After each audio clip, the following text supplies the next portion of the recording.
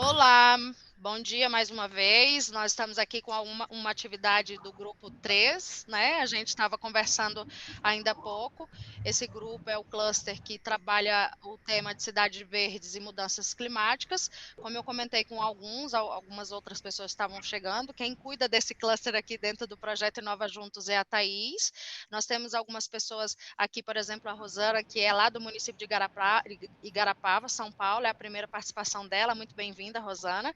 E até Muito nós temos um obrigado. encontro, né, mais depois ali para poder fazer um alinhamento em relação às atividades do município. O Márcio já me colocou a pau, o prefeito Zé Ricardo também, enfim. Mas hoje nós vamos fazer uma conversa com o pessoal da AMAL, o Sérgio está ali, o Pedro, também temos uma convidada, a Soraya, que vai fazer uma explanação, uma apresentação para a gente, rápida, né? Inclusive é um tema que a gente tem trabalhado também no G4, que é o grupo que eu estou cuidando. Esse grupo, apesar de ter ali o cluster é voltado para inovação social e cultural, nós temos ali participantes, uns colegas de Portugal, dos baldios, e tem uma expertise nessa área, né, em relação a incêndios, a combate ao fogo controlado, e junto com Águas da Prata, que também está participando aqui, a gente já, lá em Portugal, em Portugal, durante a missão, foi assinado uma intenção de acordo relativa a esse tema. Então, nós também estamos trabalhando com Capitólio, também com Goiás, que são municípios que estão atuando nesse tema, e aí já aproveito para fazer um gancho, convidando vocês para o mês de maio, para poder participarem de um evento que a CNM, junto com esses municípios, vão proporcionar, né? Que é um seminário de mais ou menos 2 sessões, cada uma delas vai ter em média 3 horas e meia. A gente ainda não tem a data, nós estamos com a programação sendo elaborada, mas logo a gente compartilha com vocês também no WhatsApp, tá bom? E também por e-mail, enfim. Então, eu não vou me alongar mais, e aí já passo a palavra tanto para o Pedro quanto a Soraya. Deixo vocês à vontade se precisarem de alguma coisa, e logo daqui a pouquinho a gente vai colocar a lista de presença aqui no chat também, tá bom? Obrigado, Fabiana. Bom dia a todos aí no Brasil. É um gosto voltar a rever caras e amigos conhecidos. O Igor, a Fabiana, a Rafaela, todos vocês. Portanto, é um gosto voltar a tê-los outra vez. Portanto, aqui numa ação conjunta do projeto Inova Juntos. Nós, na sequência dos trabalhos que temos vindo a desenvolver no Cluster 3, há um conjunto de municípios brasileiros que subscreveram o acordo relacionado com a área do turismo e, portanto, o turismo é uma atividade que necessita de trabalhar com muitas outras atividades da vida económica e da vida social, e é também uma atividade que muitas vezes e quase sempre está dependente daquilo que são os chamados recursos naturais, aquilo que a natureza tem para oferecer a todos nós, quer como cidadãos na nossa vida diária, quer também enquanto vestimos, por assim dizer, o papel de turistas. E, de facto, são as características de cada território que constituem muitas vezes os fatores diferenciadores e que são importantes para a captação de turismo para esses mesmos territórios. O tema que trazemos aqui hoje procura fazer a ligação entre aquilo que é o turismo e a questão relacionada com precisamente estes ativos, portanto, com a questão dos incêndios florestais. Eu e o meu colega Pedro Chaves está aqui comigo, portanto, convidámos e agradecemos muito a presença da nossa colega Soraya Imperial, portanto, que é perita, coordenadora de uma entidade em Portugal que se chama Agência para a Gestão Integrada de Fogos Rurais e que vai fazer para nós uma apresentação relacionada precisamente com o turismo de natureza versus incêndios florestais. Eu vou de imediato passar para a Soraya. Pedia à Soraya que no início da sua intervenção e em breves segundos apresentasse o que é a Agência para a Gestão Integrada de Fogos Rurais, para os nossos amigos brasileiros perceberem, portanto, o que é este organismo em Portugal, o que é que ele faz, onde é que ele está a trabalhar e, portanto, logo de seguida faria a apresentação. Pode ser, Soraya? Pode ser, perfeito. Muito boa tarde a quem está em Portugal e bom dia a quem está no Brasil. Como me apresentaram, o meu nome é Soraya Imperial, sou perita coordenadora da AGIF, e foi muito interessante fazerem-nos este convite, porque nós temos vindo a estabelecer algumas parcerias com o Turismo de Portugal. Isto porque a agência apareceu no pós-2017, com os grandes incêndios que assolaram Portugal, e foi percebido que nós tínhamos tantas peças do sistema, cada uma a trabalhar para o seu lado, de forma independente e às vezes um pouco em conflito, que uma das soluções principais encontradas seria a criação de uma entidade de topo, não hierarquicamente de topo, mas de coordenação estratégica de todas estas partes, pensando como se fossem engrenagens de um sistema para funcionarem em sincronia. E por isso foi criada a estrutura de missão para criar a AGIF em 2018 e depois, no fim de 2018, início de 2019, começámos a trabalhar. O nosso principal foco ao início foi a criação de um novo sistema que viesse substituir o antigo. Antigamente falávamos de defesa contra incêndios, que é uma coisa um pouco tendenciosa para o incêndio vem-nos atacar e temos de o apagar, resolver, combater, e sim transitarmos para um sistema de gestão integrada de fogos rurais. Este é um tema que é muito comum também ao longo de todo o mundo, vários países já estão a fazer esta transição do combate para a gestão integrada, e gestão integrada implica necessariamente trabalhar com todos os nossos parceiros, quer sejam os mais locais, como sejam os municípios, associações, corporações de bombeiros voluntários, até às entidades estatais de âmbito nacional, como será o Turismo de Portugal, as direções regionais de cultura, todas essas entidades. E então, em 2018, e porque o setor do turismo foi também muito afetado pelos incêndios de 2017, foi-nos pedida a colaboração pela parte do Turismo de Portugal, que é um organismo nacional, para pensarmos um pouco como poderíamos reduzir, mais do que o risco, a percepção do risco das pessoas, para que não deixassem de visitar os espaços rurais e usufruir da nossa natureza, que tem muito valor para o turismo e para a economia, mas mantendo-se em segurança e não achando que iam correr risco e evitando e ficando só com o turismo de cidade. E por isso criámos um manual, um roteiro muito extenso, com um conjunto de recomendações para várias áreas do turismo de natureza, para infraestruturas, para ciclismo, para parques de campismo, e também criámos um conjunto de webinários para dar esta formação a operadores turísticos. É esta apresentação que eu irei fazer. Como digo, o manual era muito longo e por isso o que eu vou dar é um pequeno preview daquilo que consta no manual e o que considero que poderão ser os temas mais interessantes. No entanto, irei partilhar, através do Pedro, certamente, todos os documentos que nós produzimos, que são públicos, através das nossas parcerias com o Turismo Portugal, e assim poderão depois consultar em extenso tudo aquilo que nós já fizemos. Vou seguir a apresentação, quero que me confirmem se estão a ver em formato grande. Sim. Ok, perfeito. Sim, ok. Ok, pronto. Decidi dividir em 4 fases a apresentação, portanto falar um bocadinho primeiro da gestão integrada do fogo e aquilo que é a importância dos incêndios com o turismo, porquê estes 2 temas. Depois falar um pouco de incêndios rurais e operações de combate, muito na rama, focando principalmente naquilo que é a segurança e as evacuações e confinamentos de população, e depois falar um bocadinho em medidas de preparação, autoproteção e segurança. Se ainda tivermos tempo, irei falar também um pouco do caso de uma prova de ultra trail, em que fizemos um trabalho um bocadinho mais alargado e fizemos mesmo um caso prático de estudo para como prevenir as pessoas que iam participar nesta prova de sofrerem riscos de incêndio mais agravados. Gostaria de destacar que eu originalmente não fiz parte deste grupo de trabalho em 2020, quando este trabalho foi criado.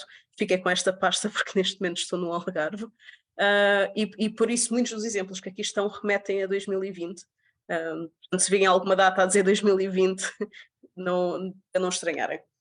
Como breve apresentação, qual seria o objetivo de pensar nos temas de turismo e incêndios rurais? O principal motivo é conseguir atenuar a sazonalidade. Nós, enquanto país mediterrâneo, sofremos de uma acentuada sazonalidade, em que toda a gente vai de férias no verão, porque é quando está melhor tempo, pessoas que vêm de outros países, mas ao mesmo tempo coincide também com a época mais crítica para os incêndios rurais. Por outro lado, temos também os destinos do interior, muitas das vezes, com uma percepção de risco elevado por parte de quem o visita, que se calhar evita lá ir no verão. E por isso qualquer parceria teria o objetivo de integrar estes dois objetivos. Mas, como eu tinha dito originalmente, a AGIF entrou na parceria com o Turismo Portugal com o seu plano de capacitação para o setor do turismo, isto no pós-2017, e no ano passado tivemos a oportunidade também, ao abrigo de um projeto do Turismo Portugal, que é o selo Clean and Safe. Começou por ser um selo que reconhecia a segurança de uma instalação hoteleira, por exemplo, no âmbito da pandemia de Covid-19, foi alargado agora em 2029, em 2022, para o âmbito dos riscos coletivos, nomeadamente sismos, cibercrime, crises de refugiados e também incêndios rurais. Um dos motivos que também é muito premente falar disto é porque temos o turismo natureza a crescer. No fundo, nós temos regiões do país que antigamente eram apenas de turismo cultural ou de turismo de praia, e que neste momento começamos a ter mais atividades de turismo de natureza, não só por diferentes preferências dos próprios visitantes, mas também por um maior crescimento e divulgação das atividades. Mas isto é concomitante ao aumento dos mega incêndios ou incêndios de sexta geração, que são cada vez mais intensos e cada vez mais frequentes. E isso permite-nos, obriga-nos a ter que encontrar um equilíbrio entre o que é a segurança e o que são as áreas de destino privilegiadas, os verdadeiros valores turísticos e estéticos que temos.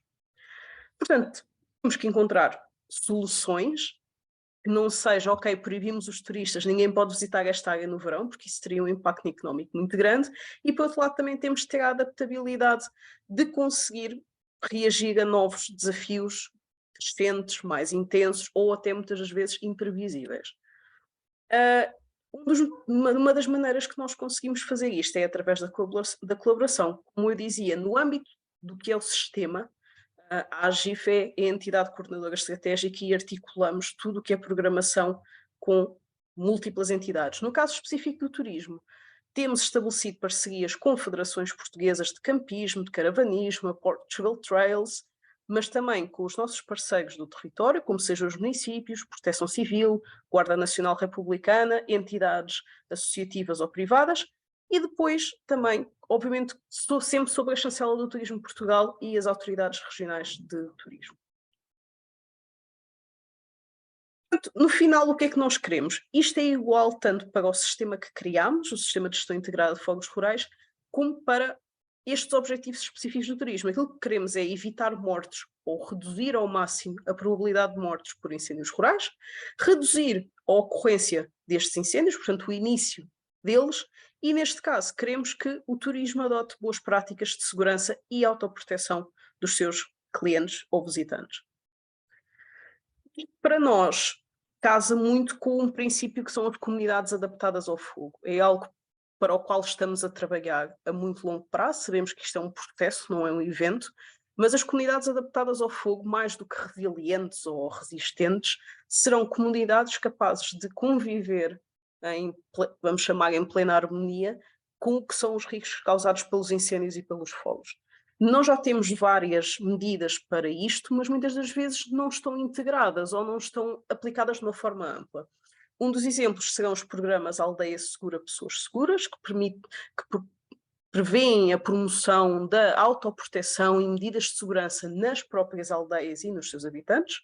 Temos também algumas campanhas de turismo seguro, temos campanhas de comunicação, como temos um projeto nacional que é o Portugal Chama, temos iniciativas de educação e colaboração. Do outro lado, um pouco mais técnico, temos também previstos, em alguns âmbitos, planos de segurança e planos de autoproteção, mas não estão totalmente integrados, nem é algo que seja divulgado por todas as comunidades. Aplicar estes princípios ao turismo de natureza permitir-nos-á também chegar a um número muito mais amplo de participantes nestas iniciativas e, eventualmente, um dia, se correr bem, Portugal seria toda ela uma comunidade nacional adaptada ao fogo. Falando um pouco daquilo que é a gestão integrada de fogos rurais, os nossos principais desafios são, obviamente, as alterações climáticas, as alterações socioeconómicas, neste caso o envelhecimento e o despovoamento das comunidades rurais interiores, e ainda tendências disruptivas como novas formas de turismo de natureza, como serão, por exemplo, estes são dois exemplos de cá, os passadiços, que passam através da floresta por oposição a utilizar-se caminhos naturais, ou as pontes pendentes, bungee jumping e esse tipo de coisas. E isto causa-nos novos desafios de segurança naquilo que é o turismo em espaço rural. As atividades no espaço rural têm também algumas particularidades. Por um lado, porque podem ser potenciadoras de ignição pelos equipamentos utilizados, como sejam agregadores ou quando falamos em ralis, ter carros antigos que têm faíscas que podem provocar incêndios. Temos questões relacionadas ao planeamento da atividade, porque não podemos dizer às pessoas, ok, vamos fazer um ultra trail no dia mais quente do verão, nem no dia mais frio do inverno, a não ser que seja uma prova propositadamente feita dessa forma. Não podemos, ou muitas das vezes não é possível, deslocar as atividades no tempo e retirá-las da época crítica. E obviamente as características do local irão impactar não só o desejo de visitar esses locais, como coisas que não conseguimos evitar, como por exemplo alguém que visita uma montanha, garantir que a pessoa não está na escarpa mais íngreme, não é? Não será possível. Mas depois também a questão dos comportamentos de risco na utilização dos equipamentos, isso tem muito a ver com a negligência e fazer uma fogueira no meio do verão porque quer assar um pouco de carne enquanto fui acampar, ou também hábitos pessoais, como será, embora seja também uma negligência, mas não é aquela estupidez com alguma maleficência, ou seja, será apenas as pessoas são desatentas ou descuidadas ou nem pensam no risco em que aquela ação delas poderá incorrer. Relativamente à percepção de risco, algo que é necessário ter em conta, isto muitas das vezes é relativamente fácil de passar às entidades, mas não é fácil passar aos cidadãos.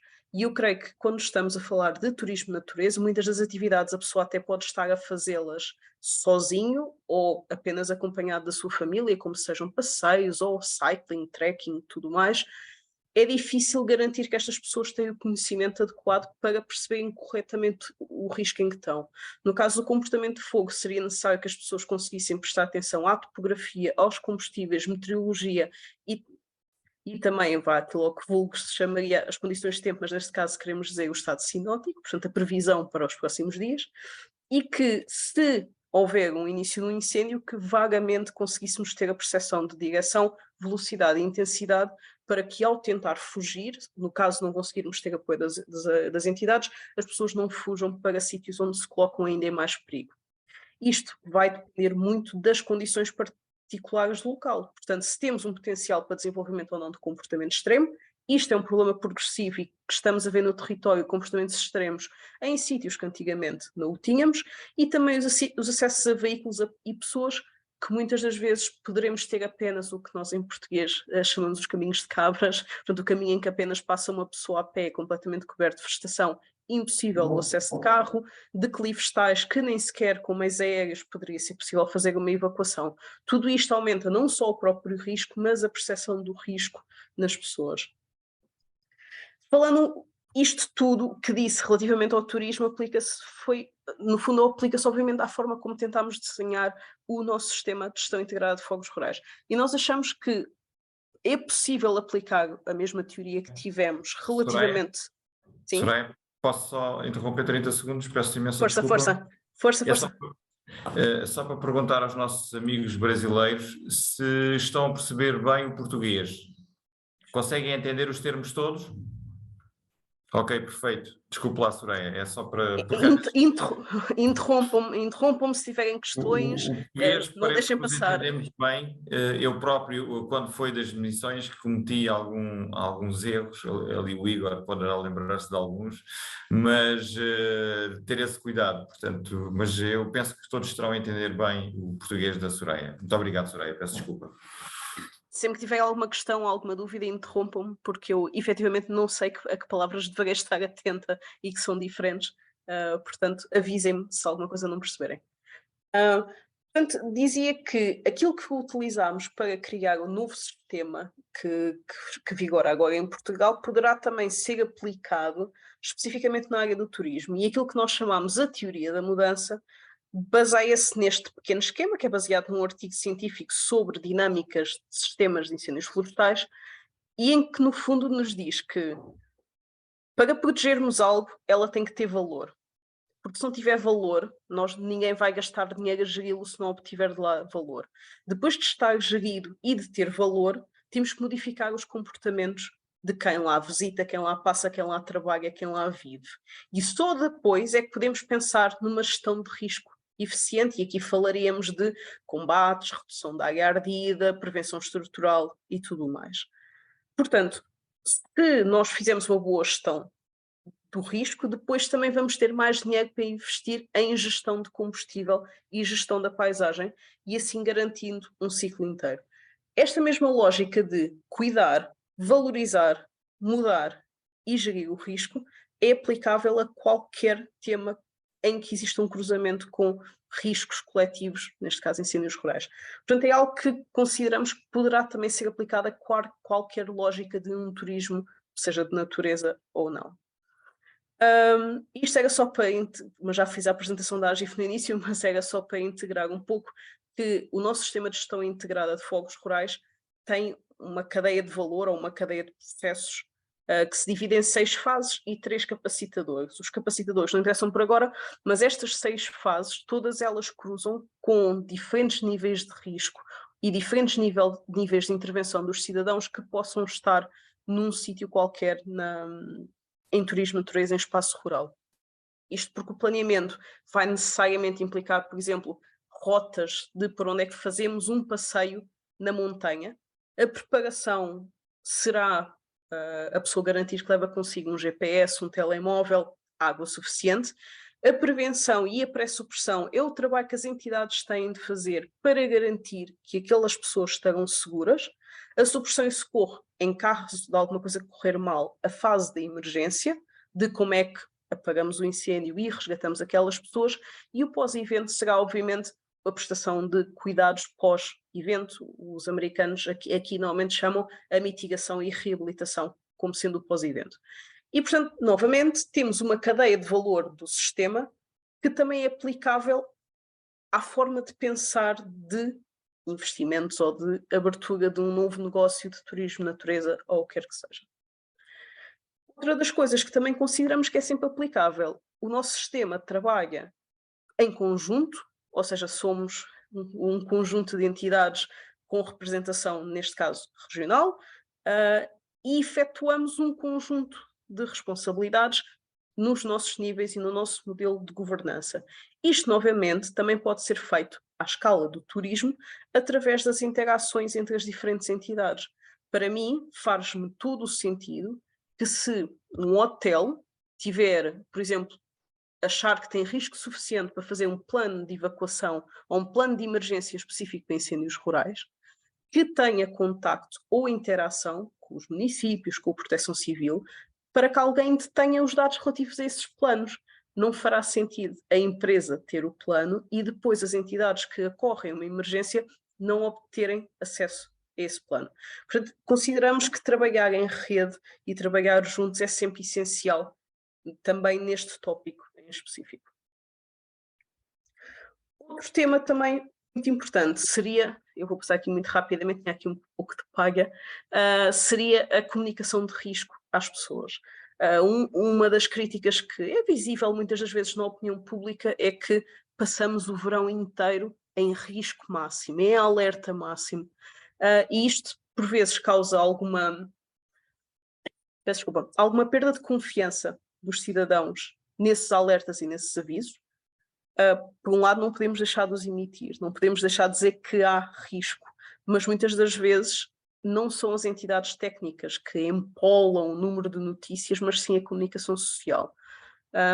Todos estes portais estão disponíveis ao público, onde podem consultar o risco verdadeiro ou o perigo, dependendo dos casos, ou o perigo de incêndio rural para o país num dado município, mas seria para nós, consideramos que é importante continuarmos a trabalhar com os órgãos de comunicação social, com os mídia, para comunicarmos corretamente e quando for necessário para informar o cidadão e não gerar as situações de pânico que podem ser detrimentais, neste caso, ao setor do turismo e da visitação, que é tão comum na época de verão.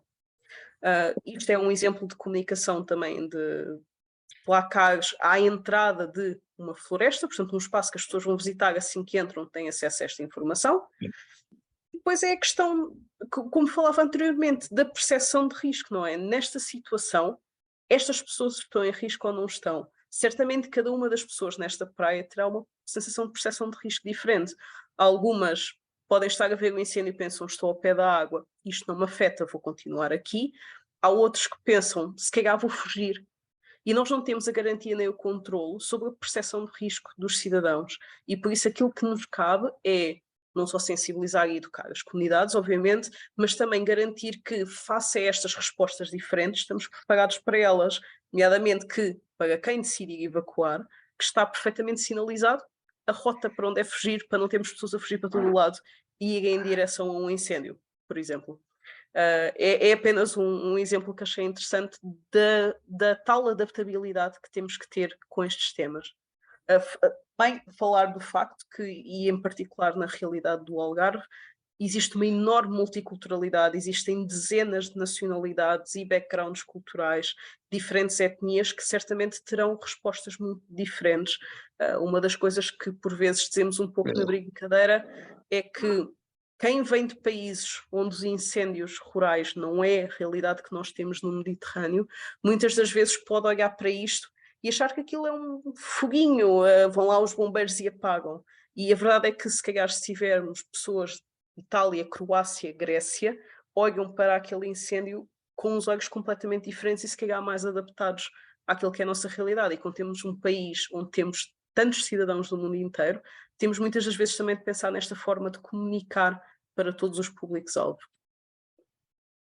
Depois nós temos um sistema de aviso e alertas, temos os que são emitidos pelo IPMA, que é o nosso Instituto Meteorológico, em que no fundo nos diz qual será o nível de risco para os cidadãos, e depois temos os alertas da Proteção Civil, que dizem respeito ao nível de preparação e ativação de meios, pré-posicionamentos, portanto, a resposta operacional ao risco que se encontra no território.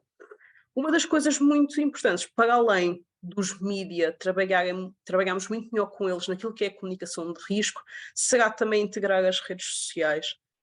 Eu acho que isto é uma coisa que lá fora é muito comum, mas que talvez, no caso particular de Portugal, nós embora ainda utilizemos as redes sociais comumente, não é ainda uma ferramenta de excelência das entidades oficiais. Algumas já estão, mas outras não. E por isso, por vezes, podemos não chegar a um público-alvo, especialmente, por exemplo, os mais jovens, que já não veem televisão, por exemplo, para verem uma campanha informativa, não veem as notícias para saberem que está em estado de alerta X. Se calhar já nem usam o Facebook, ou até já estão a sair do Instagram, ou trocar o Twitter pelo Mastodon, ou o que quer que seja. Portanto, as entidades que comunicam em emergência terão também de se adaptar aos novos tempos e garantir que conseguem comunicar com todo o seu público. O contrário também é válido. Por exemplo, os idosos dos espaços rurais que não têm televisão, não têm computador, não têm internet. Como comunicar com estas pessoas? Por exemplo, através da rádio local, através do padre local, através das farmácias, do centro de saúde. Portanto, serviços que sabemos que estas pessoas usam, figuras de autoridade, podemos chamar assim, que sabemos que as pessoas respeitam e que poderão ser os ideais para comunicar este risco às pessoas e sensibilizá-las. Temos também a questão do condicionamento de atividades, ou seja, quando é que podemos proibir efetivamente as pessoas de estar num espaço a fazer o que quer que seja. Este processo neste momento está um pouco parado, porque com o lançamento do decreto-lei, do novo decreto-lei deste sistema em 2021, existem algumas alterações a fazer muito em breve, que sabemos que foram aprovadas, estarão para sair brevemente, no entanto, não sabemos ainda como é que vão sair, mas genericamente, aos olhos da lei que existe atualmente, tem de se definir o que nós chamamos as APPs, que são áreas com um risco no território particularmente elevado, e quando as condições meteorológicas forem também muito elevadas ou máximas, proíbe-se a realização de atividades culturais, atividades desportivas, circulação e permanência nas áreas florestais, andar com parapentes, dirigíveis, todo o tipo de atividades que não seja residir ou trabalhar nestas áreas de maior risco. Aquilo que vamos alterar é que não é em todas as áreas, mas sim cada região do país poderá definir as suas. Neste caso, o Algarve, a partir das zonas que sabemos que têm maior risco, poderá desenhar e adaptar as suas e nestas decidir o que é que se proíbe. Isto porque, certamente, que utilizar planadores ou parapentes em alguns municípios do Algarve não faz sentido esse condicionamento. Estamos a proibir as pessoas desnecessariamente de fazer algo que não agrava o risco de incêndio. E por isso é algo que estamos em breve para trabalhar. Depois podemos, claro, também condicionar atividades através da declaração de situação de calamidade, que é decretada pelo governo e é nacional, no fundo, um pouco equivalente aos lockdowns do Covid, e onde o Estado, através da administração interna, pode dizer, nesta zona, pelo risco extremamente elevado, encontra-se condicionado o acesso. Existem algumas serras do nosso país em que isto é comum, todos os verões é proibido o acesso de turistas às serras. Isto são aqui alguns exemplos apenas para falar um pouco da nossa realidade do turismo de natureza, que à primeira vista pode parecer inócuo, mas a verdade é que muitos dos trilhos utilizados não têm qualquer tipo, em caso de incêndio, não terão qualquer tipo de segurança ou quebra de combustível e pode colocar as pessoas em risco sem um bom planeamento. A verdade é que são muito mais bonitos, não é? São muito verdes, são muito recheados de natureza, mas têm enormes obstáculos ou enormes riscos à presença de pessoas nestes espaços em caso de um fenómeno extremo. Portanto, agora falando um pouco só, muito vagamente, de incêndios rurais, portanto, aqui falar a referência ao Triângulo do Fogo, não é? Portanto, a presença de comburente, energia de ativação, combustível, dá fogo. Se tivermos uma reação em cadeia descontrolada, temos um incêndio. E um dos nossos principais problemas em Portugal é, efetivamente, o combustível. Mas a verdade é que a remoção do combustível não é algo execuível. O turismo de natureza vive do valor estético inerente, eventualmente até espiritual ou cultural, mas estético, da paisagem verde, da natureza natural. E não de uma natureza em que alguém chegou lá e cortou o combustível, desbastou as árvores. E embora em termos de saúde do ecossistema, possamos até ter uma zona em que foram feito um fogo controlado e é saudável e é um ecossistema produtivo na mesma, para quem visita não é agradável olhar e ver cinza no chão, ou olhar e não ver tudo verdejante, muito, muito brilhante, muito natural. E isto é algo que é incontornável, embora possa ser encontrado um equilíbrio, mas é absolutamente incontornável isto.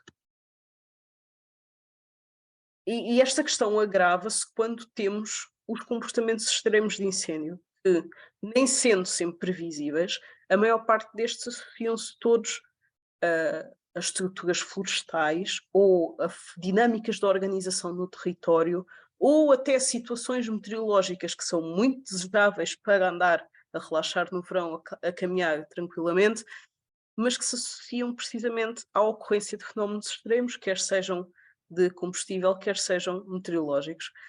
Os incêndios de copas, extremamente comuns em florestas muito densas, que normalmente são também as mais preferíveis para a visitação. Temos os incêndios de projeção, que resultam de pequenas partículas a arder que são projetadas, nomeadamente certo tipo de arbustos. Nós temos também algumas espécies florestais que também têm este problema, mas associa-se também muito a combustíveis de média dimensão altamente inflamáveis, que são muito típicos na nossa paisagem. Temos depois os incêndios de projeção, portanto, partículas incandescentes a irem embora. E temos os comportamentos eruptivos, e que são extremamente comuns em paisagem com um pouco de declive, não chamarei montanhas propriamente dito, mas são as típicas chaminés ou vales encaixados que, quando atingem muita intensidade, acabam por ter um comportamento eruptivo, quase como se fosse um vulcão. Depois temos os tornados ou turbilhões de fogo, os chamados os firenados, que são sempre muito interessantes de serem filmados e que estão associados à instabilidade atmosférica, mas instabilidade atmosférica seca, portanto, aquilo nós chamamos em Portugal o tempo de trovoada, e que é extremamente comum nos verões muito quentes e muito secos. Portanto, estará associado ao verão típico e à ocorrência de um incêndio com um verão típico mediterrâneo. E isto tudo leva-nos a uma grande pressão sobre o que será o sistema de gestão de operações. Pensando nos comportamentos extremos, podemos ter a preparação e a prevenção que quisermos, mas se as operações não forem bem geridas, poderemos não conseguir conter o incêndio ou conseguir salvar pessoas ou evacuá-las. Eu sei, só voltando um pouco atrás, eu julgo que isto será equivalente, eu creio que no Brasil chamam o sistema de comando de incidentes, que é traduzido diretamente do sistema ICS americano. É fundamentalmente o mesmo, os princípios são os mesmos, organizam-se mais ou menos da mesma forma. E por isso acho que é um bom paralelo. A nossa configuração, eu vou passar também muito rapidamente, a configuração do nosso sistema de operações tem 3 níveis, portanto a estratégia, a tática e a manobra, e depois temos a unidade de comando, há um comandante das operações de socorro que deverá tomar as decisões estratégicas para o combate aos incêndios, a partir do posto de comando operacional. No nosso caso, nós temos 3 células, planeamento, operações e logísticas. Julgo que o Brasil terá mais uma, que será de administração, similar ao que acontece na América. E, obviamente, estas células são constituídas por pessoas especialistas nas áreas respectivas de atuação. O que é importante pensar é que impactos é que isto tem na resposta aos mega incêndios e de que forma é que, no caso do turismo, como é que podemos colaborar com esse sistema, não é? Uma das coisas que é cada vez mais importante no mundo, não é só nesta área, mas no mundo, é a disponibilidade de informação. E uma das coisas que muitas das vezes ocorre, pelas próprias complexidades dos incêndios, é por vezes a falta ou perda ou desorganização da informação no posto de comando. Um exemplo seria o que eu estava a dar há pouco: se uma unidade hoteleira tiver um plano de evacuação, se este plano de evacuação não chegar ao posto de comando operacional, se calhar vamos andar 1 ou 2 ou 3 horas à procura, mas para onde é que evacuaram as pessoas deste hotel? Não sei, não faço ideia. E, portanto, há um roubo de recursos e riscos de segurança com estas atividades. Outro exemplo será, por exemplo, até sabemos que está a haver uma prova de ciclismo, BTT, no meio da montanha, mas não temos uma lista de participantes. São 100 pessoas que eu tenho que procurar? São 50? São 20? Estavam a ir contra o incêndio? Não estavam. E as entidades locais, primeiro os próprios prestadores de serviços de turismo, deverão ter as listas de todos os participantes, a contagem, organizar grupos, ter chamadas de emergência, ter todos os contactos, se possível, os contactos de todos os participantes, tentar ter rotas pré-definidas em caso de emergência.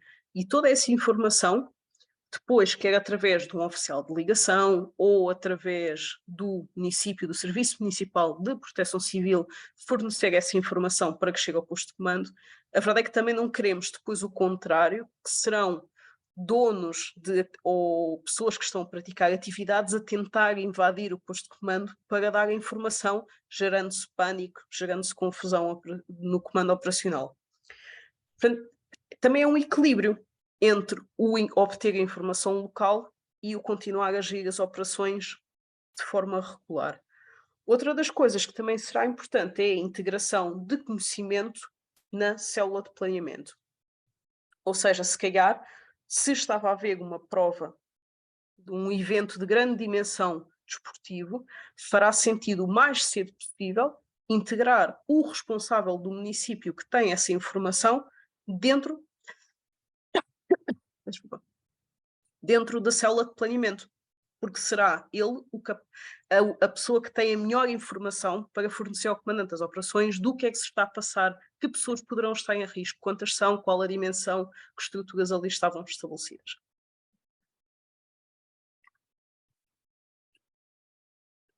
Relativamente à segurança em incêndios rurais, neste caso, quando falo de segurança, falo daquilo que deveríamos sensibilizar as pessoas a fazer.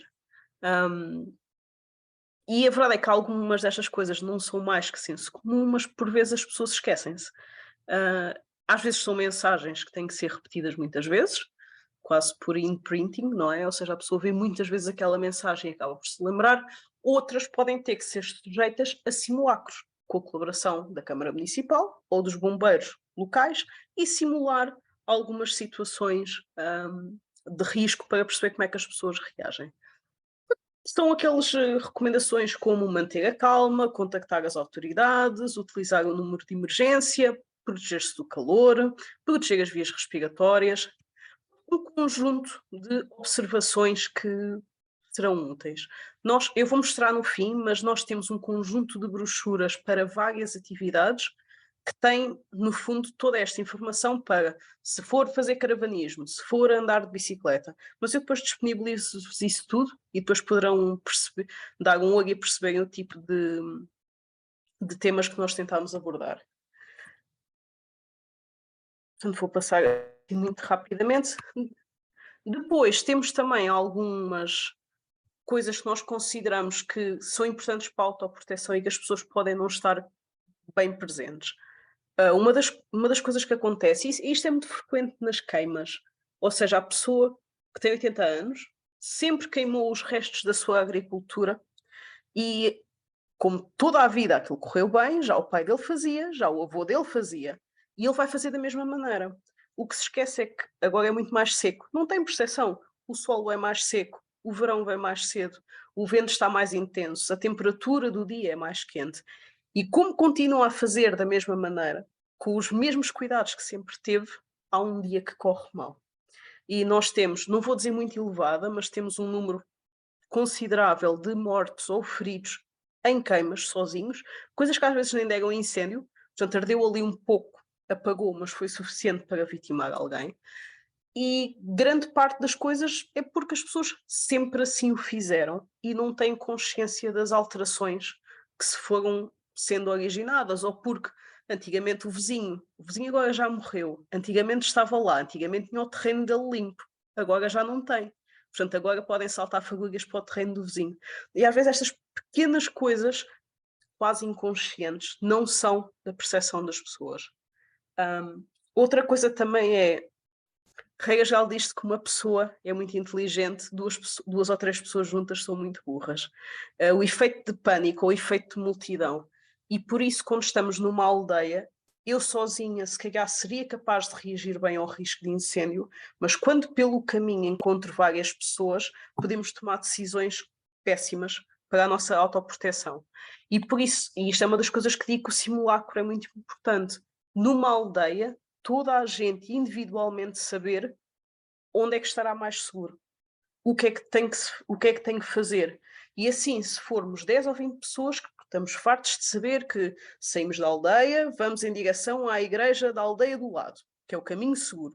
Se encontrarmos alguém pelo caminho que precise de ajuda, sabemos orientá-los, porque estamos os 10 ou os 20 bem conhecedores do que temos que fazer e podemos ajudar outros. Se tiver cada um aí para o seu lado, não só não nos ajudamos a nós próprios, como não temos a capacidade de transmitir estas informações a outras pessoas. E depois, muitas das vezes, o conhecimento do próprio território. Os locais nisto são melhores, que é conhecer que em X zona há uma escarpa, ou o vento todos os dias às 4 da tarde muda de norte para sul naquela montanha. Este conhecimento local muitas das vezes é perdido com o despovoamento das aldeias, com o envelhecimento da população, com a falta de passagem de conhecimentos.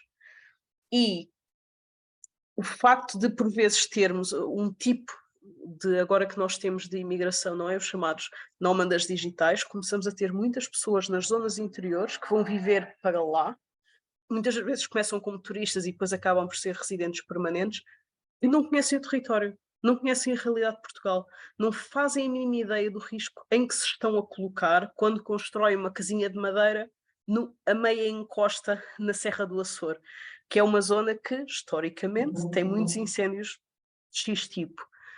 E as pessoas não vão saber isto, mas também, se calhar, não há aldeias ali em volta que eles possam dizer e ensinar, olhem, tenham cuidado, não estão no sítio mais seguro. Este conhecimento do território, infelizmente, perde-se, mas poderá ser, não vou dizer recuperado, o que se perdeu já não se recupera, mas poderá ser de alguma forma estimulado através do poder local, como serão os serviços municipais de proteção civil, os gabinetes florestais, os bombeiros voluntários, poderão trabalhar em conjunto, e neste caso falamos de turismo, portanto pode ser mesmo com as unidades hoteleiras ou com estabelecimentos, operadores de atividades, e conseguirem fazer um planeamento e preparação para o risco efetivo do território.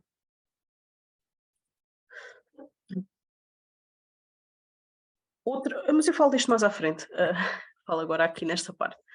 Uma das coisas que existe um pouco, pelo menos cá em Portugal, não sei se essa realidade também acontecerá no Brasil, é muito a questão da evacuação versus confinamento, ou seja, sair da aldeia onde estamos e ir para o outro lado, ou fechar as pessoas na aldeia e garantir que estão seguras até passar o risco.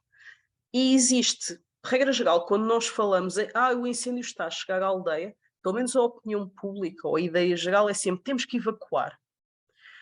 E a verdade é que, tecnicamente e operacionalmente, isto não é verdade. O confinamento é sempre a primeira opção. Mas o confinamento implica que os sítios onde as pessoas estão tenham as condições para efetivamente as pessoas estarem lá, passam o incêndio e as pessoas continuam seguras. Este foi um dos nossos focos com este trabalho que fizemos do Clean and Safe o ano passado com o Turismo Portugal, pensar tanto para atividades ao ar livre como atividades hotelaria, turismo rural, tudo mais, como é que podemos preparar uma instalação a um grupo de pessoas para ser capaz de fazer confinamento, de fazer refúgio num local seguro. Isto porque não é fácil, no verdadeiro turismo de natureza, como sejam passeios, cycling e tudo mais, mas muitas das vezes será uma opção pelo menos mais previsível do que desatar a correr por um caminho afora. Porque o caminho até pode ser, em teoria, seguro, mas nós não temos o conhecimento ou percepção da direção do incêndio. E por isso, em primeira opção, deverá garantir-se que as unidades de hotelaria ou zonas de atividades deverão ter a capacidade de confinamento, mesmo que seja a 100 metros ou a 200 metros do sítio onde estão, mas não estarmos a evacuar pessoas ao longo de 3, 4, 5 quilómetros para muito longe, aumentando a imprevisibilidade e o risco face ao comportamento do incêndio. Uma outra grande vantagem é que o confinamento, imaginando, por exemplo, pessoas com problemas de mobilidade, uma pessoa de cadeira de rodas, que até foi numa daqueles passadiços de madeira, tem todas as acessibilidades, tem todas as rampas, mas a sua evacuação vai ser necessariamente mais lenta do que o seu confinamento. E por isso, nós muitas das vezes pensamos só nos adultos saudáveis a fazerem passeios em floresta, mas podemos ter crianças, podemos ter idosos, podemos ter pessoas com deficiências motoras, podemos ter pessoas com deficiências auditivas, que nem perceberam que está a acontecer alguma coisa à volta delas, não é? E por isso temos que pensar nessas situações e, regra geral, o confinamento será sempre uma forma mais fácil de fazer face a um risco do que a evacuação. No entanto, é absolutamente necessário garantir que o confinamento ou refúgio tem as condições para tal. No caso da decisão de evacuação, de acordo com o SGO, quem tem a competência para decidir a realização é o comandante das operações de socorro, por isso também, novamente, é importante que ele tenha bem presente as pessoas, o número potencial de pessoas que estão num dado sítio. Eu olho para uma vivenda, para uma casa, quantas pessoas lá vivem? Se calhar posso ter uma ideia. É uma casa de X tamanho, moram lá. Devem morar lá 5 pessoas. É diferente de ter informação. É um estabelecimento de turismo rural, servem almoços, servem pequenos almoços e tem 10 quartos. Portanto, o potencial é, no mínimo, 20 a 30 pessoas dentro daquela instalação que, olhando por fora, aparentemente parecia a casa de uma família. E isto pode ser determinante na definição de confinamento e evacuação. Novamente, a importância de ter conhecimento. Chaves, por favor, vai-me dizendo as horas. Eu não sei se me estou a alargar muito, se não estou. Como já começamos um bocadinho mais tarde, portanto, Pedro, se puderes ir guiando. Médias. Pronto, não sei se alguém quer fazer alguma pergunta intermédia. Alguém gostaria? Alguma dúvida, alguma questão? E sobre a questão do tempo, Soraya, nós temos mais 10 minutos, como em tese era para durar 1 hora e começamos com 5 minutos mais tarde, então mais 10 minutos. Ok. E mais uma vez, alguma pergunta? Eu tenho uma pergunta. Pode fazer. Então, você falou, Soraya, ali na sua apresentação, algumas causas dos incêndios, né? E eu de fato não percebi esses incêndios, na maioria dos casos, são naturais ou existem também, infelizmente, a ação do ser humano? Maioritariamente por ação humana. Ou seja, nós temos, dentro da ação humana, maioritariamente negligência, portanto, desatenções, acidentes, atividades agrícolas, tudo mais, e depois temos incendiarismo, mesmo incendiarismo. Nós mudámos muito recentemente a classificação, ou seja, por exemplo, neste momento, fazer uma queima agrícola no verão é considerado incendiarismo. Isto foi uma alteração recente. Portanto, se calhar nos próximos anos vamos ver aqui as proporções um bocadinho mudar, mas a grande maioria é ação humana. Os incêndios naturais são bastante raros em Portugal. Eu pergunto porque nós estivemos no grupo 2, onde eu participo, visitando os baldios, e lá nós vimos essa experiência, enfim, dos incêndios, né? Lá, particularmente, tem uma questão econômica envolvida, porque a matriz dele está na extração, né, das árvores, e isso acaba prejudicando economicamente a sociedade como um todo, né? Então, por isso que eu perguntei essa questão. Infelizmente, o ser humano acaba atrapalhando mais do que ajudando, né? Mas é um processo de conscientização também importante a ser desenvolvido, que eu vi que vocês abordaram aqui. Obrigado pela resposta. De nada. Temos 10 mais minutos. alguma pergunta? Ops. Então, pode continuar, Soraya, por favor. Ok. Pronto, vou agora aqui para o capítulo 3, a preparação, autoproteção e segurança. Eu creio que já não vai dar tempo ao caso de estudo, mas posso passar muito brevemente. Uma das coisas que é preciso pensar é que o que é uma crise é uma oportunidade, ou o que é uma oportunidade é uma crise, só depende como lidamos com as coisas. E a verdade é que sucessivas crises do turismo em Portugal têm sido também algumas oportunidades. Por exemplo, a pandemia da Covid-19 gerou um fluxo de turismo rural muito maior, porque as pessoas já não querem estar num apart-hotel com 2.000 outras pessoas no mesmo estabelecimento e sim procurar uma casinha no meio da floresta. E, portanto, isto depende muito de como é que abrangemos as oportunidades que temos. Uma das coisas que falamos e aquilo que é a Plataforma Nacional de Redução de Risco de Catástrofes é que tem que haver o trabalho em conjunto. E uma das coisas que este trabalho em conjunto pode ser feito, mesmo não no âmbito da plataforma, é que as atividades empresariais devem integrar naquilo que são as suas práticas normais o aumento da resiliência. Ou seja, até pode passar um incêndio relativamente perto da minha empresa, mas eu ter estratégias para mitigar o impacto económico que isso me vai causar. Um dos exemplos será, por exemplo, através da adoção dos programas Aldeia Segura, Pessoa Segura, como expliquei, autoproteção das comunidades. Poderemos ter uma empresa de turismo rural, por exemplo, que não é que adote, porque isto obviamente destina-se a aldeias, mas a ser uma participante ativa deste programa. Não só inteirando-se mais com a comunidade à sua volta, como também retendo valor para ela daquilo que são as ações de proteção contra incêndios. Aqui, pronto, é só um pouco de risco e organizações, vou também passar muito rapidamente. Isto é uma das coisas que, novamente, mais na sequência do nosso trabalho do Safe and Clean, Clean and Safe, que foi que vamos tentar promover aos aderentes do turismo que façam o que é identificar o seu próprio risco, ao que é que estão expostos, que analisem este risco face às medidas que já têm e que avaliem de que forma é que isto pode impactar as suas atividades.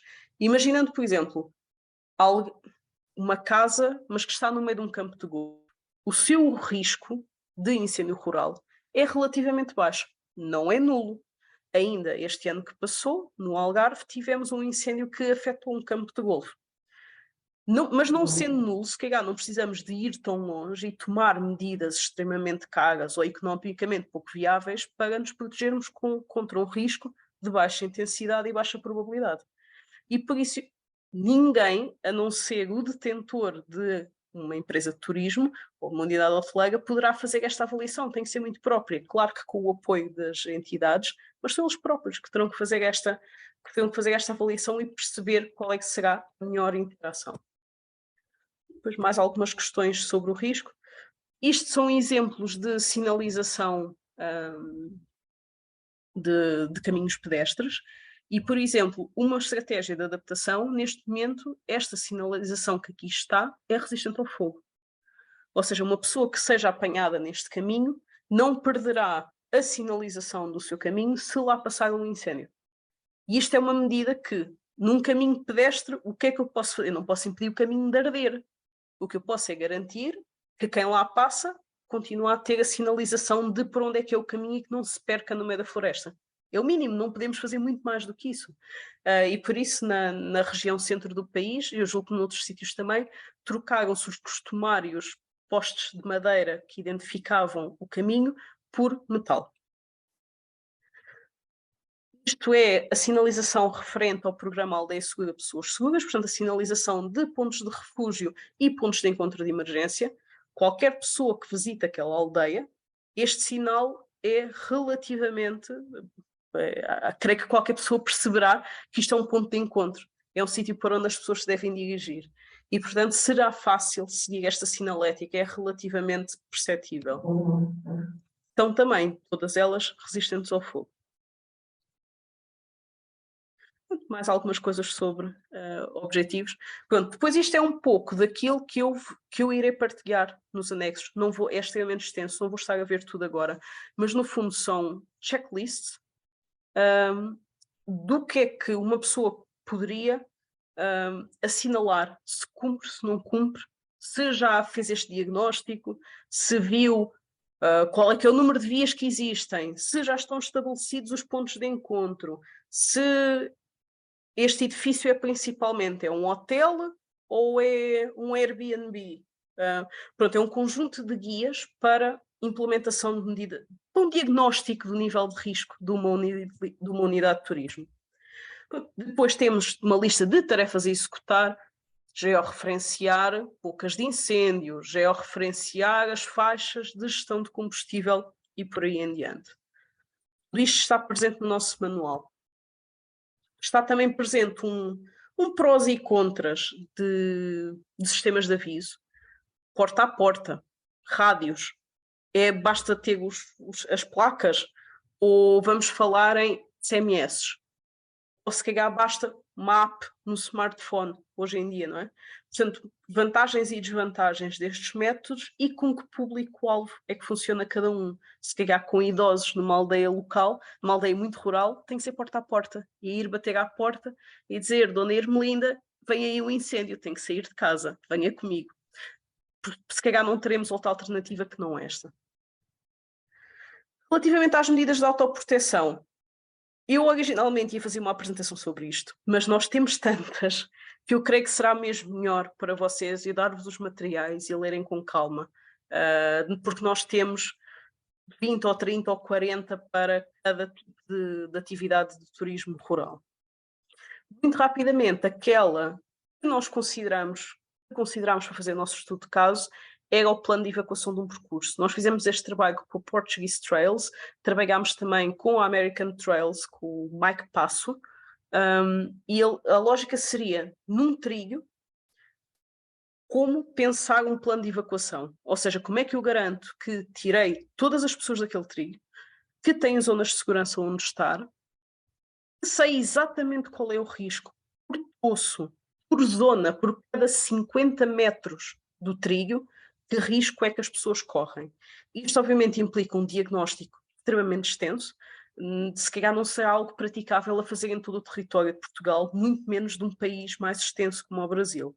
Mas é algo que à escala local, se calhar podemos fazer isto para os 2 trigos mais perigosos, onde sabemos que ou porque tem mais pessoas, ou porque tem maior probabilidade de arder, ou porque sabemos que as pessoas só lá passeiam no verão porque o resto do ano chove demasiado para as pessoas lá irem. Esse tipo de, fazemos uma análise mais fina de onde é que valeria a pena ter isto.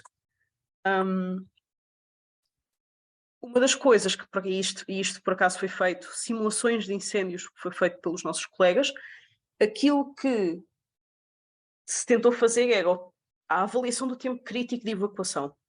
Ou seja, quanto tempo é que uma pessoa num dado sítio do trilho demora a chegar ao ponto seguro ou ao ponto de evacuação.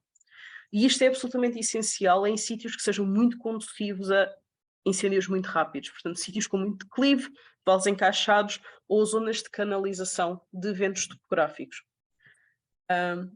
E uma tabela deste género, com simulação de comportamento de incêndio, permitirá perceber, no caso de um incêndio extremamente intenso, eu tenho que conseguir evacuar as pessoas em 12 minutos no máximo.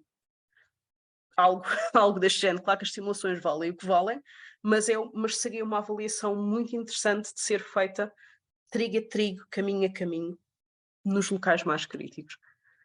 É que, na verdade, isto pode ser mesmo a diferença entre conseguir resgatar as pessoas com segurança ou acidentalmente colocar lá uma equipa de bombeiros para ir buscar as pessoas, não ter a noção do tempo que vai demorar a percorrer o trilho e nem salvamos os cidadãos e ainda colocamos em risco as nossas equipas.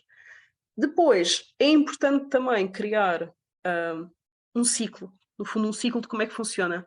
Se houver um incêndio no trilho, o que é que eu faço?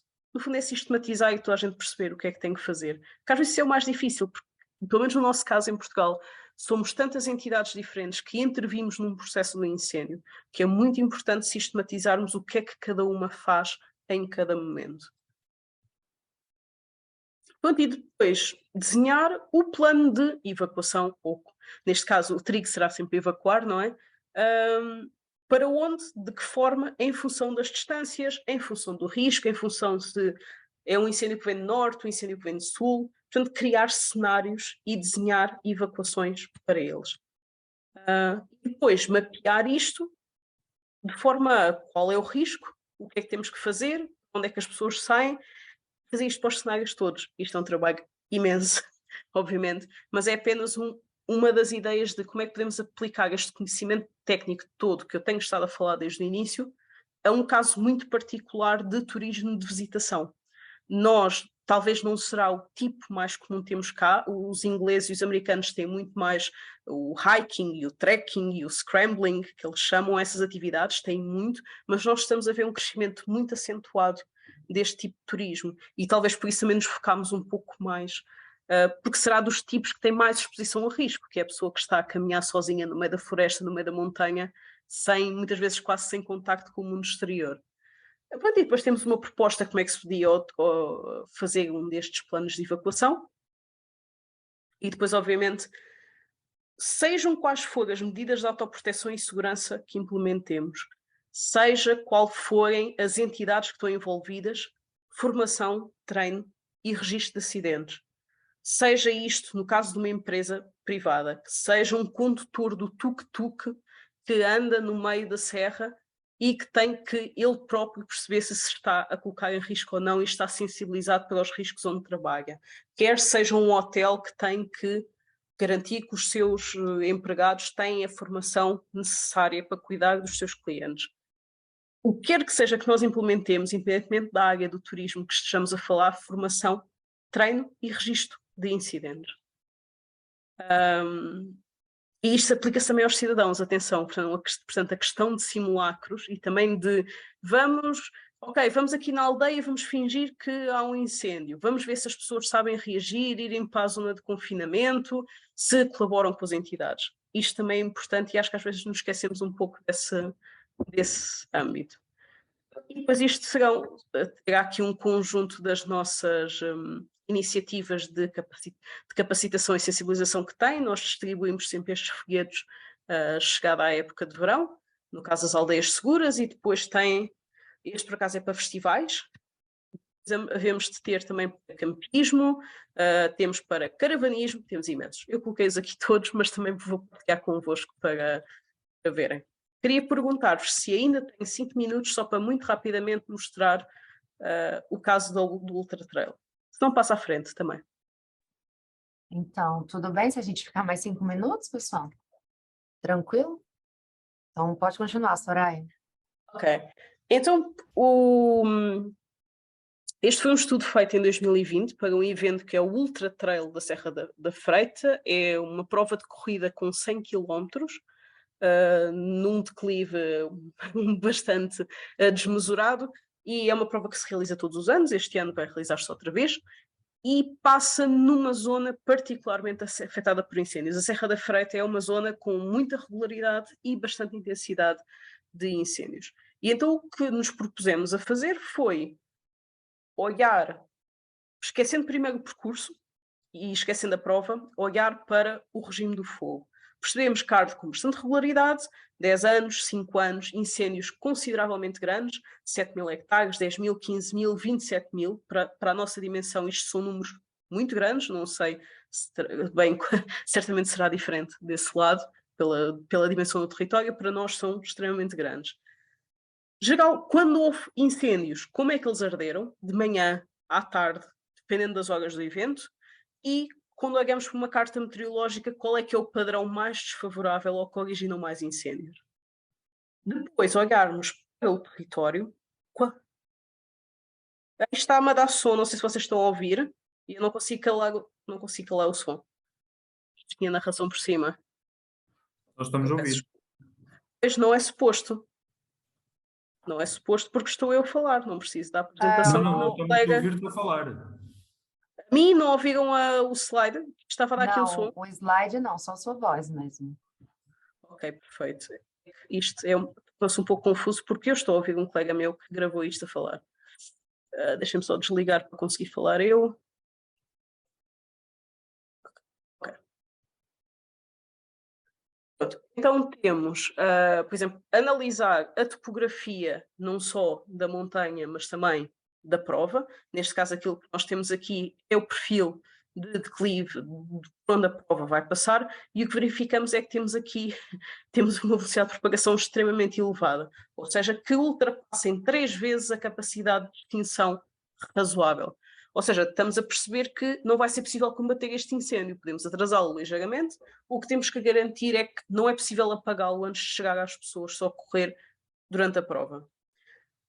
Este é um exemplo de um incêndio que ocorreu lá, portanto conseguimos ver que tem um perfil com muito rapidamente tem potencial para se tornar eruptivo e eventualmente até gerar um pirocumulonimbus muito facilmente.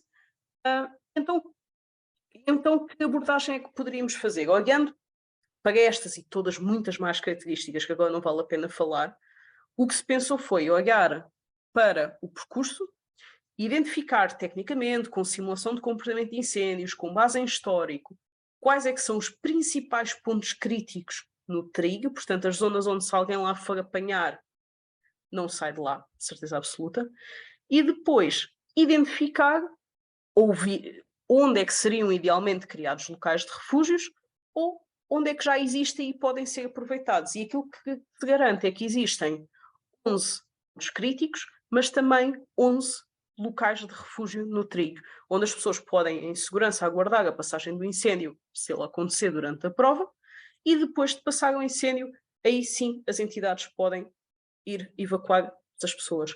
E depois identificamos isto como uma tabela, qual é o nome, haver uma localização, não é? Para se perceber, eu estou no ponto de Cabaços, ou eu estou ao pé da aldeia da Póvoa das Lérias.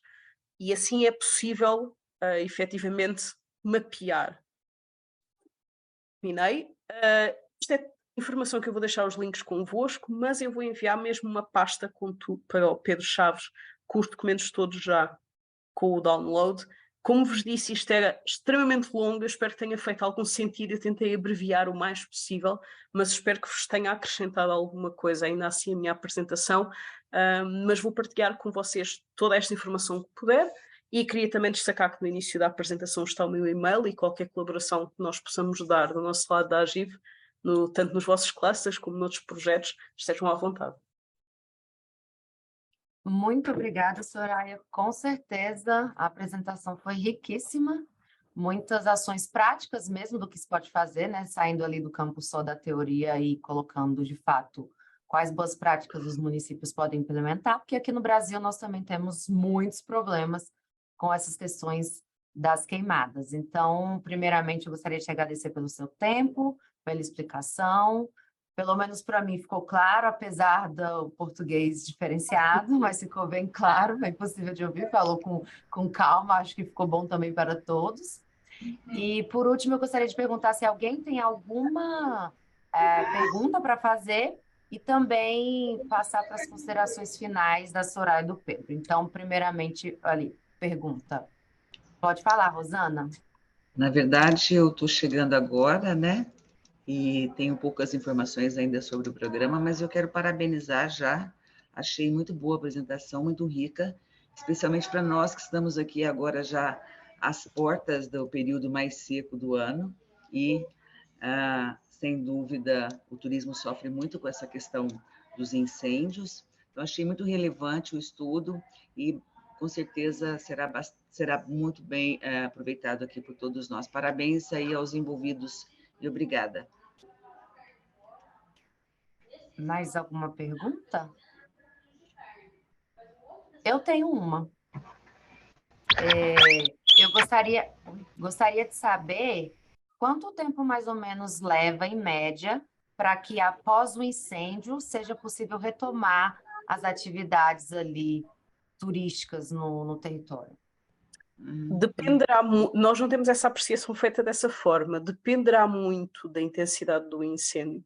Nós temos algumas zonas do país em que em 3, 4 meses já vemos, não vou dizer retomar o que era, mas haver alguma recuperação do espaço verde, e obviamente também vai depender das atividades também desenvolvidas, e temos algumas zonas onde 5, 6 anos após os incêndios, pelo tipo de vegetação, temos uma enorme perda de ecossistema e visitamos e já não é o mesmo, já não tem a mesma beleza e por isso já não atrai tantas pessoas que iam lá para ver esta mata, este bosque específico.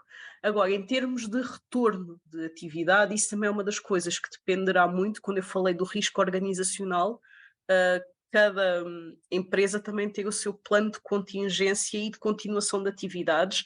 A Proteção Civil Portuguesa também tem um manual, eu até posso juntar isso, tem um manual de como planear a retoma das atividades e, por exemplo, pode passar por alguém que oferecia passeios, passar a oferecer outro tipo de atividades, em vez de passeios a pé, vamos para outro sítio e fazemos um passeio a cavalo.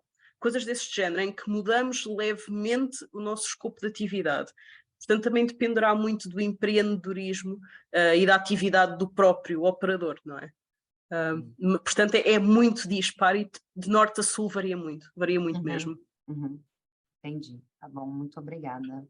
Mais alguma pergunta de alguém? Eu acho que o Igor queria colocar uma questão. Igor? Eu tinha uma pergunta que, assim, não sei se você vai saber explicar ao certo, mas como que é a parte punitiva dessa parte dos incêndios por aí? Nós não temos tanto o nosso problema de punição é principalmente contra a ordem nacional, são multas. Nós temos previsto no Código Penal e foi revisto recentemente, em teoria poderia ir até 8 anos de prisão, mas regra geral é preciso provar que a pessoa diretamente causou mortes, que tinha intenção em fazê-lo. E a verdade é que é muito difícil, se eu chegar a um terreno meu e colocar um incêndio, como é que provamos o meu estado mental na altura, se foi propositado ou não. E por isso nós temos um grande problema de aplicação. As penas, eu posso dizer que 8 anos até seria minimamente aceitável, 8 anos de prisão, se fosse atribuído. Nós estamos também a trabalhar com o Ministério da Justiça, com os juízes, com os magistrados, para haver uma maior sensibilização para o grau de dano ou o nível de risco e todos estes assuntos, para ver se é possível. Por exemplo, a questão da prisão preventiva. Nós temos o problema de prender alguém num ano, está preso 3 ou 6 meses, é liberto, chega ao verão a seguir e volta a colocar. E são os reincidentes. E isto não pode haver. Ou tem que haver uma intervenção de saúde mental, acompanhamento, apresentações obrigatórias, qualquer coisa, mas não agarrar, engaiolar a pessoa e depois voltar a libertar mesmo a tempo de colocar mais incêndios. Portanto, é um trabalho que estamos também a fazer. Ao nível de contraordenações, as multas para queimas que se descontrolem, podemos dizer que são, para os nossos ordenados são um bocadinho altos, mas não é particularmente desincentivante. Depois cruza-se também com a questão da fiscalização. Se não está lá ninguém para ver, não é? Se não temos patrulhamento em quantidade suficiente, também é complicado depois punir quem faz as coisas erradas.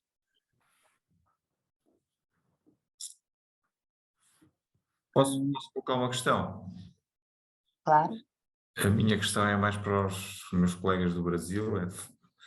Tendo em consideração aquilo que viram aqui e que foi apresentado pela Soraya, vocês conseguem fazer uma comparação com o que acontece no Brasil? Ou seja, daquilo que viram, há coisas que vocês aplicam de igual forma, aplicam de maneira diferente, vocês têm um processo semelhante, têm um processo diferente? Assim, em breves palavras, conseguem, dos que estão presentes, conseguem fazer alguma comparação? Sim, nós temos aqui na nossa região, da Serra Gaúcha, aqui tem a Serra e a região dos Campos, né? Que é mais plano, digamos assim. Na região dos Campos é muito comum as queimadas, principalmente na metade do ano, que chamam para renovação, né, da pastagem, enfim, que acaba afetando vários trechos de turismo rural. E na região mais da Serra Gaúcha, aqui, que envolve Bento, Caxias, Garibaldi, Farroupilha, enfim, existe todo um trabalho sendo feito de identificação e caracterização desses roteiros turísticos de caminhada. E um dos pontos que o pessoal tem abordado muito é essa preocupação com as possíveis queimadas. E tem, dentro desses planos de uso, enfim, de planejamento, tem abordado esse assunto. E aí, várias questões que foram colocadas aqui, eu vou estar repassando para a Secretaria de Turismo da nossa região, que estão trabalhando isso, desenvolvendo, para que elas possam ter essa expertise que vocês já desenvolveram, para que a gente possa utilizar aqui. Não acontece na mesma proporção que acontece com vocês, é bem menor, mas a prevenção e o planejamento é fundamental para a gente evitar problemas ali na frente. Muito obrigado, Fadimar. E Águas de Prata, Igor e Rafaela, conseguem fazer alguma comparação com o vosso território? Sim, a gente, parecido com o que foi desenvolvido aí, a gente criou um roteiro, uma ferramenta, um plano, né, para a identificação das áreas de acesso às propriedades rurais, principalmente as áreas que têm um acesso turístico ali. Então, a gente já identificou quem são os donos, onde eu acesso a propriedade, em algumas o telefone, com quem eu entro em contato nessas áreas. E a gente tem, eu acredito que, vendo no geral o que foi apresentado, a parte que a gente ainda tem a maior timidez, que não é tão trabalhada, que se encontra muita dificuldade, é a comunicação. Aquela tabela com os prós e contras ali dos meios de abordagem, a gente ainda tem bastante dificuldade em quais os meios de abordar e como atingir cada grupo ali, seja os idosos, os moradores, os turistas, cada grupo a gente ainda peca com isso para poder abranger mais a população e os turistas das nossas áreas. Perfeito, eu agradeço. No caso da Rosana, relativamente ao seu município, consegue fazer alguma comparação? Na verdade, eu estou recente no cargo, né? Menos de um mês que eu assumi aqui a Secretaria de Desenvolvimento, onde está o turismo. Então, ainda preciso conhecer e entender um pouco mais sobre esse tema aqui no município. Mas, de um modo geral, a nossa região sofre bastante com as queimadas. Nós temos cultivo de cana muito forte aqui na região e sofremos muito com as queimadas. Então, eu não gostaria, nesse momento, de dizer o que está sendo feito, porque eu preciso ainda de um pouco mais de informações a respeito. Acredito que num próximo encontro eu possa detalhar, a gente possa trocar mais a respeito. Obrigado. Agradeço. Obrigado. Pedro, queres dizer alguma coisa sobre isto? Não, é só agradecer só à Soraya a disponibilidade. Ela disse que me ia passar uma pasta com as apresentações e com os vários documentos. Eu depois passo ao Sérgio e o Sérgio passará para todos vocês, com certeza. Está bem? E só isso. Obrigado, Soraya. Soraya? Agradecer novamente o convite que me fizeram, é sempre muito bom falar deste tema e especialmente dar só nota que nós, particularmente a cooperação internacional e o benchmarking e conhecer das realidades é algo que nós queremos muito agarrar para nós, a diversidade de experiências, de paisagem, de realidades, para o nosso trabalho enquanto agência agregadora, é-nos extremamente importante e por isso é sempre um privilégio fazer parte destas iniciativas. Então, mais uma vez, muito obrigada, Pedro, Sérgio e Soraya, pela apresentação. Foi excelente e espero revê-los no próximo encontro. Assim que tivermos disponibilizada a questão da apresentação e dos links, a gente compartilha com vocês nos grupos, pessoal, aqui do Brasil. E é isso, muito obrigada pelo tempo de vocês todos. Para os de cá, bom almoço, e para vocês, bom restante de tarde. Muito Tchau, obrigado. tchau. Bom por vocês aí no Obrigada. Brasil. Corra tudo bem. Até à próxima. Até. Abraço. Tchau, tchau.